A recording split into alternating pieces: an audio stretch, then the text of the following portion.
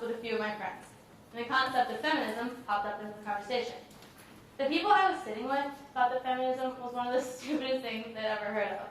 Obviously, in shock, I asked why. They all had the same exact answer, which was, women already have rights. It's dumb to fight for rights that they already have. The problem with that is that these friends weren't informed enough to actually know what rights women do or do not have. For starters, feminism is a belief that women and men should have equal rights and opportunities. Feminism got the most attention around the early 1900s. Women first started out when they fought for the right for suffrage. After a long period of marching, boycotting, and sending letters to the White House, women finally got their right to vote in 1920. Then women started to work on making the ERA, which stands for the Equal Rights Amendment. The amendment was sent to Congress in 1923, and it finally passed in 1972, 49 years later. But there were traces of feminism way before then, some tracing back all the way to the early 1300s. Regardless, many years passed before the issue was thrust into the national conversation until the Age of Enlightenment. Mary Wollstonecraft and Jeremy Bentham were some of the most influential philosophical feminists of that time. And yes, Jeremy Bentham was a man and a feminist. So like I said before, many people think that women are as equal as men. But that's simply not true. There are many ways that women and men are equal. One sad but true fact is that only 20% of Congress is made up of women. And 20% seems like a lot, doesn't it? Well, not if you think about the fact that there are 535 people in Congress. So if you do the math, there are roughly 107 women. Another example of inequality among the sexes is in the gender pay gap. In short, a woman is paid 78 cents compared to $1 a man is making, even if they do the same job. Now, this doesn't apply to all jobs, but many jobs do have this unnecessary fracture. A recent study by Sarah Grant shows that female computer programmers, chefs, and dentists make significantly less than the men in those fields. Now, there have been many cases lately where women have started to try to make a change. The most recent case being the women's U.S. soccer team. The women's U.S. soccer team filed a wage discrimination allegation against the U.S. Soccer Federation.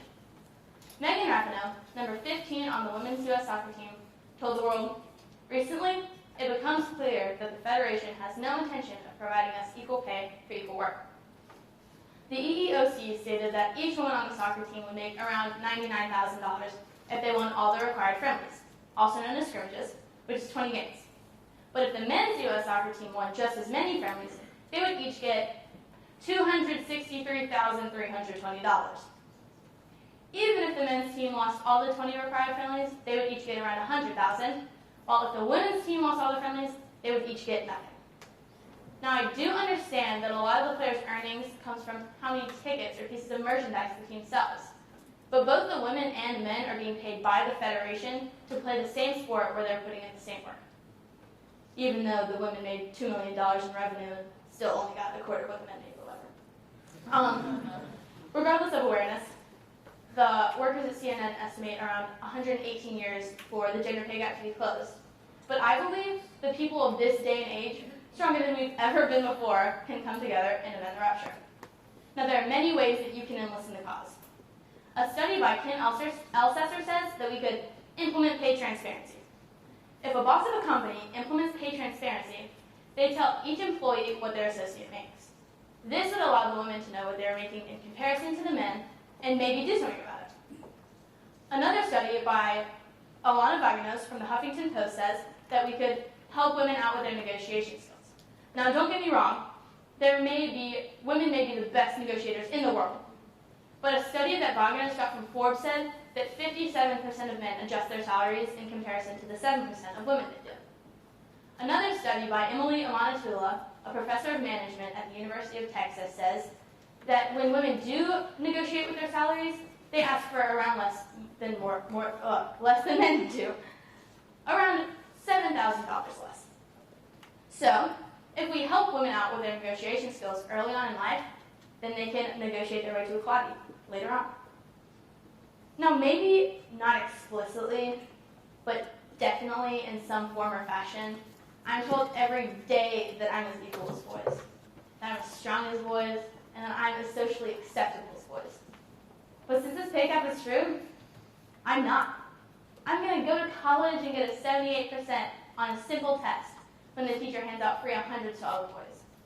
I'm going to go out and get a job and only going to be 78% worthy of my boss's time while all of the men are 100% worthy. Yet, I'm told often, Emily, don't ever let someone tell you that you're not good enough. Well, I'm not good enough. I'm looked at as a lesser being, and this isn't just about me as an individual or me as a white woman.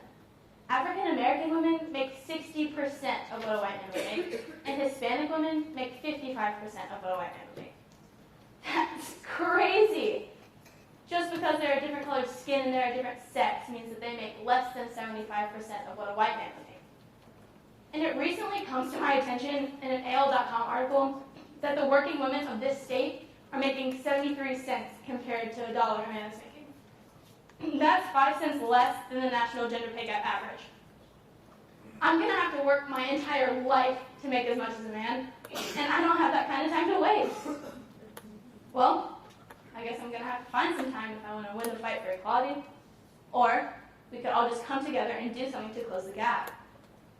Now, I do understand that the gender pay gap is one problem out of many, but I believe that if we can make our way to solving this equality problem, then we can make our way to making everyone equal, no matter what sex, religion, or race. Thank you.